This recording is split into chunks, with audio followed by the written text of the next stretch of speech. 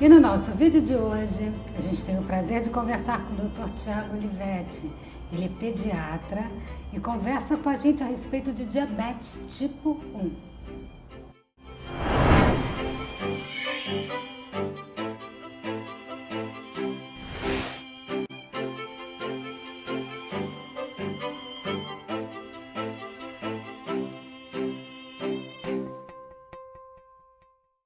Conversando sobre diabetes tipo 1 com o Dr. Tiago Olivetti. Obrigada, doutor, pela sua participação aqui no nosso canal. Doutor, diabetes tipo 1 não tem cura? Infelizmente, hoje em dia não tem cura, tá? Essa é uma das coisas mais difíceis que um médico poderia falar para um paciente sobre ainda a gente não ter uma cura para uma doença. A diabetes tipo 1, ela é uma doença autoimune, multigênica, ela cursa com o ataque dos linfócitos das ilhotas de Langerhans, diminuição das células beta e a diminuição da produção de insulina do indivíduo. Então, hoje em dia, infelizmente, a gente não tem nenhum mecanismo no qual é conseguido reverter esse tipo de patologia. Ela é conhecida como diabetes infantil. Ela comete a partir da infância, a pessoa já nasce assim, é isso mesmo? Não, ela não nasce com diabetes tipo 1. A diabetes tipo 1, por ser poligênica, ela pode conter alguns gatilhos que vão fazer com que a ativação desse modo autoimune da doença acontecer ter o seu início. Por exemplo, existem algumas hipóteses na qual algumas infecções virais podem ser esse gatilho. A criança pode, dessa maneira, iniciar o ataque às suas células beta, diminuir gradualmente a produção de insulina e acabar cursando com a hiperglicemia. Quando o senhor fala que ela é uma doença, que ela pode ser, ela pode aparecer a partir de gatilhos, por quê? Ela é genética? Ela é genética. Existem vários tipos de diabetes. Sobre a diabetes tipo 1, os genes são variados. A maioria dos genes estudados hoje são das famílias de marcadores imunológicos. E a partir da ativação desses genes é que pode acontecer esse ataque às ilhotas de Langerhans, mais em específico às células beta. Doutor, uma vez diagnosticada uma criança com diabetes tipo 1, o que fazer? Bom, infelizmente no Brasil, a maioria dos diagnósticos ainda é feito num momento muito delicado que se chama cetoacidose diabética. Esse momento é aquele no qual muitos sintomas acabaram passando batido, talvez muitas vezes pela família e muitas vezes, infelizmente, por alguns médicos que acabam atendendo as crianças. Essa criança mantém o quadro de hiperglicemia durante um bom tempo. Essa hiperglicemia, juntamente com a produção de corpos cetônicos, leva a um estado de acidose grave, desidratação, no qual a criança chega muitas vezes com um nível de consciência até rebaixado no pronto-socorro. É feito esse diagnóstico e é bastante chocante para a família. Quando o diagnóstico é feito dessa maneira, o tratamento é feito em ambiente intensivo durante alguns dias, algumas vezes até semanas, até a criança apresentar a sua estabilidade.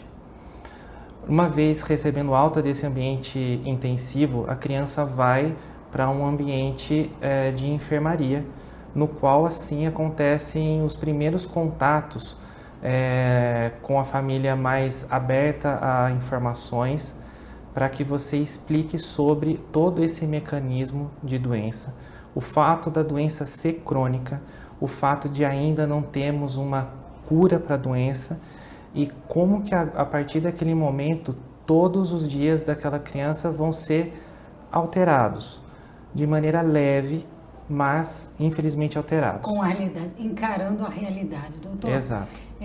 Eu tenho certeza que esse é um momento bastante delicado para os médicos, né? Poder comunicar às famílias da importância da atenção no tratamento a partir desse momento. Mas o senhor estava comentando que as famílias às vezes não se dão conta dos primeiros sintomas. Que sintomas poderiam ser esses, doutor? Os sintomas iniciais seriam a poliúria, que é a criança que inicia um quadro no qual ela faz bastante xixi. A polidípsia, que é sede, muita sede, fome exacerbada, sinais de desidratação e perda de peso importante. São esses os sinais de alarme que muitas vezes a gente ensina a família a notar na criança e talvez pensar num quadro de diabetes. E é interessante porque a criança perde peso, mas come bastante, né? Sim. Então é meio desconexo, quer dizer, come muito, mas não engorda. Exato. Então isso tem a ver com a fisiopatologia da doença. Tem uma idade que normalmente aparece mais, doutor? É mais comum aparecer, se identificar claramente que a diabetes está existindo? Não existe uma idade-chave na qual deveríamos todos ter atenção. Sim. Tá?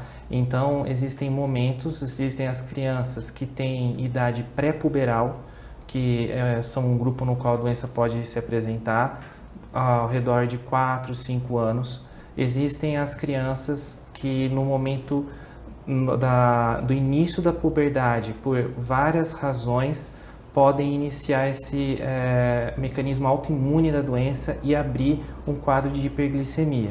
Isso seria ao redor dos 8, 9 anos. E também existe o outro grupo de crianças que são já as púberes, que seria de 10 a 12 anos de idade. Então, é uma distribuição bem grande, então não existe uma idade-chave na qual a gente precisa ter uma atenção maior. Então, a vigilância da família e do médico é crucial para você fazer um diagnóstico antes de acontecer a cetoacidose. Bom, quando acontece o diabetes, né? Quer dizer que a família já está ciente, como é que inicia o tratamento? Que tipo de tratamento você tem que fazer com essa criança? No Brasil, a gente tem o Sistema Único de Saúde. Então, muitas vezes o tratamento ele é iniciado com o uso de insulinas, tá? As insulinas mais comuns são a insulina NPH e a regular. No Brasil também existem as insulinas análogas, que são insulinas que agem ou de maneira muito rápida, muito mais rápida, ou insulinas mais lentas, tá? Isso tudo para mimetizar o nosso sistema endocrinológico, o mais próximo possível.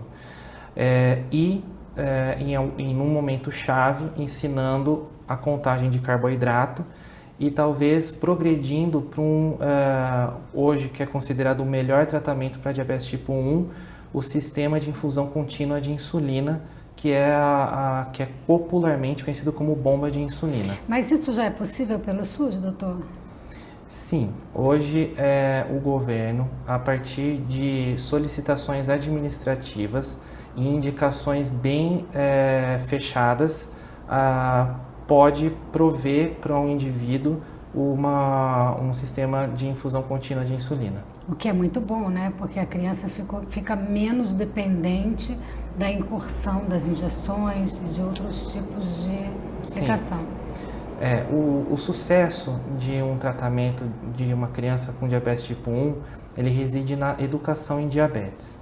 Então, uma família que chega no ponto de usar um sistema de infusão como esse, já é uma família que conhece bem os alimentos, ela sabe fazer a contagem de carboidrato e isso é o ponto principal para a liberdade final da criança, que vai ser não prestar atenção no que ela come, mas também não ficar sendo tolhida naquilo que ela gostaria de comer.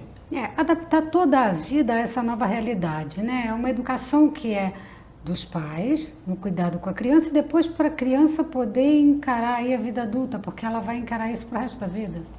Sim, na primeira consulta também é um momento muito importante para se falar para os pais que essa é uma doença realmente sem cura, crônica, mas que de maneira alguma vai fazer com que a criança, impeça com que a criança realize os seus sonhos. A diabetes tipo 1, ela não é uma doença hoje em dia debilitante, desde que você siga com o médico de maneira próxima, tenha uma base familiar muito boa e invista na educação em diabetes.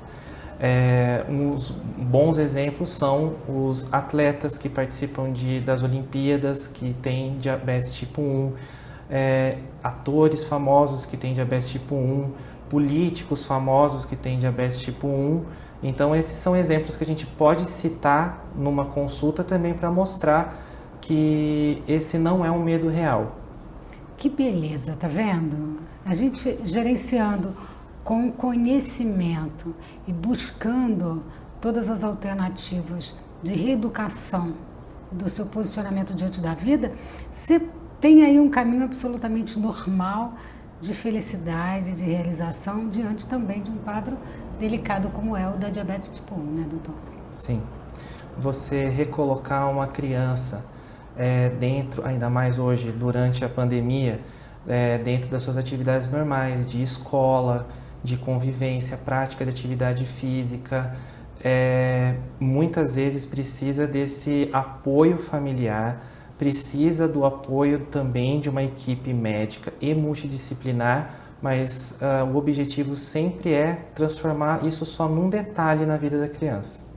A vida continua, né? Com certeza. É uma adaptação ao modelo necessário, desde que ela tenha consciência exatamente de como é que ela deve se comportar e conviver com isso ao longo da vida, que é possível, né? A gente tem muitos exemplos, como o senhor mesmo falou. Com certeza. Doutor, muito obrigada pela sua participação aqui mais uma vez no nosso canal. Obrigado. Esse é um tema delicado, a gente sabe. Se você tem dúvidas, manda as suas dúvidas para a gente encaminha para o doutor, porque é com muito prazer que a gente quer esclarecer e levar conhecimento para vocês. Tá bom? Então é isso, gente. O nosso canal fica por aqui. Não esquece, se inscreve no canal, deixa o seu like, que eu quero ver vocês nos nossos próximos vídeos.